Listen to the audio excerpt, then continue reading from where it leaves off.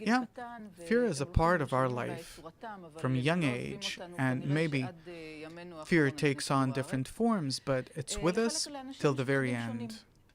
Different people have different fears, but there are fears that are kind of typical.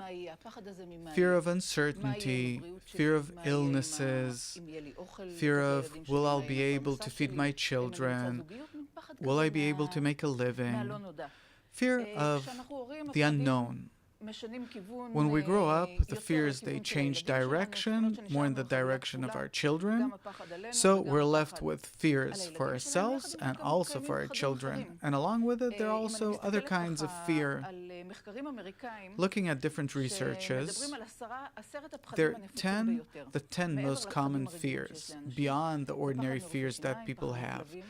Dental anxiety, fear of dogs, fear of flying, fear of thunder and lightning, fear of darkness, acrophobia, fear of people, fear of open or closed places, elevator, flights, and so on, arachnophobia, and fear of snakes. These are the 10 big fears or anxieties that people have. And on this show, we'd like to understand what is fear from the perspective of the wisdom of Kabbalah.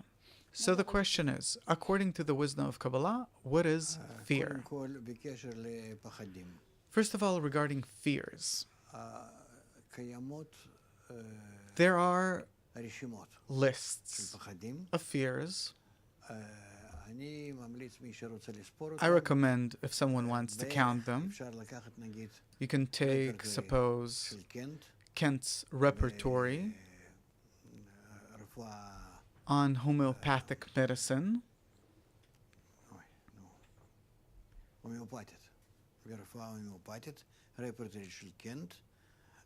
and to see the list of fears. There are hundreds of fears. Hundreds. And what is fear? Fear is our will to receive without cover. What do you mean? Now I'll explain. But this is my definition. A will to receive without cover arouses fear in us. Fear, anxiety, a sense of helplessness, and so on. It's hard for us to exactly divide it and grade it and weigh it because it's all psychology. And we're not that strong in psychology. We can't measure a person correspondingly. And so what can you do? This is how it is. But what to do about fears? Even before what do we do about fears, the definition of fear. Fear is the will to receive that feels that it has no fulfillment, no cover, that it can remain empty, and then the feeling of its emptiness, and depending on the extent of the emptiness, arouses feelings of fear for the future.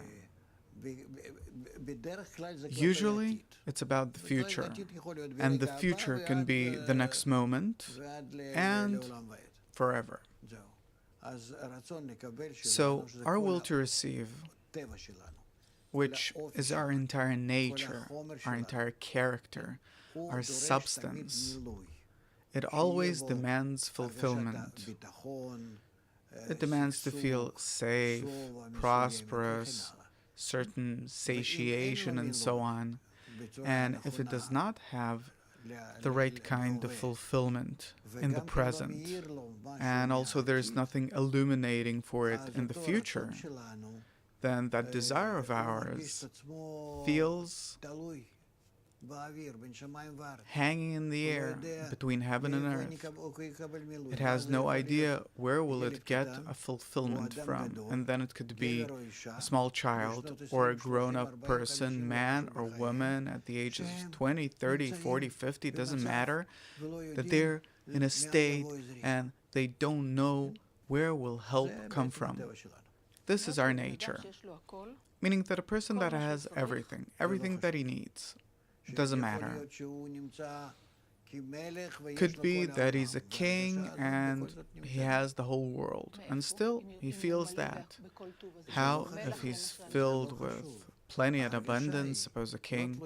Doesn't matter. What a person feels doesn't depend on what he has. We see people have billions, suddenly they hang themselves, finish their life. How is that possible? They have everything.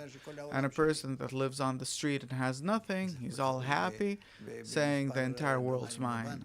It doesn't matter how many dollars you have in the bank. And someone that does feel internally satisfied, then he's glad. If a person feels that he's full and he feels secure at present and for the future, that's it. He's happy. I saw people living on benches in parks, and if you talk to them, they don't want to change their life or anything else. Why? Worry, think about something. I have to eat. I walk around this block. I take something from here, something from there, and I have something to eat. If I'll be alive in the evening, I'll have what to eat in the evening. Where will I sleep? Look how many benches there are. Look how many places. If there's rain or something, I go there. If it's nice outside, I stay here. It's a person that has nothing. He has a parcel, and that's it. But sometimes it feels like it's a result of despair, meaning after you're despaired of getting all these blows in life, you're saying, what do I have to be afraid about?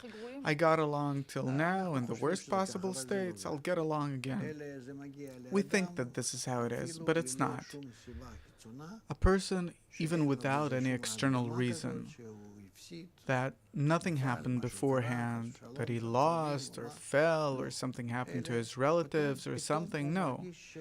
But suddenly he feels that his tomorrow is insecure.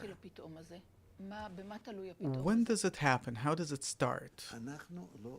We don't know. According to the wisdom of Kabbalah, this is a different explanation. According to the wisdom of Kabbalah, we are all the will to enjoy, the so-called will to receive pleasure and delight, and this desire is controlled by its fulfillment called the light, the upper light. And the upper light, it can come closer or move away from our desire. That's how it is. If it moves away, we feel worse. If it comes closer, we feel better. If it enters the will to receive, we feel satisfaction and contentment and we're happy. And where there is fulfillment, there's no fear? No. If I'm fulfilled, what fear can there be? And therefore, our entire life is how close to or far from us this light is. The light that can fulfill me or that can move away from me. The normal conception is that fear protects people, protects humanity, meaning that were we not to feel fear, we'd jump off cliffs and we couldn't survive, in short. It has nothing to do with despair and depression. It has to do with us not doing dangerous things. Here you have a reason. But here we're talking about an obsessive state that has no justified reason, but this is how we feel ourselves helpless. And what is the goal of this state? To bring a person to a state where he will know what is he dependent on. What does he depend on? That he has to depend on the upper force, on that light, that he can draw this light closer to himself and then live in complete confidence. But in order to draw that light closer, he has to know what is the method of drawing the light, the fulfillment, which is to be similar to the light. And therefore, homeopathy, it's also based on similarity, on being similar to something. Can you explain what does it mean to be similar to the light, being like the light? To the extent to which we're similar to a certain phenomenon, we come closer to that phenomenon, the better we can use it. Therefore, when a person wants to come closer to the fulfillment, he has to become more like the fulfillment. If the fulfillment is confidence, joy, happiness, a person has to try and be that way. And therefore we have the entire Torah that says, don't do to others what you hate, love another as thyself, that by doing these actions towards each other, we actually bring ourselves closer to the upper light. And so it's not that I do good to others, but by this I actually do good to myself. By this I bring myself closer to the source of the upper light, and therefore the fellow man can only serve here as a means. Okay, so to be similar to is to adapt a certain principle and try acting correspondingly in order to get closer.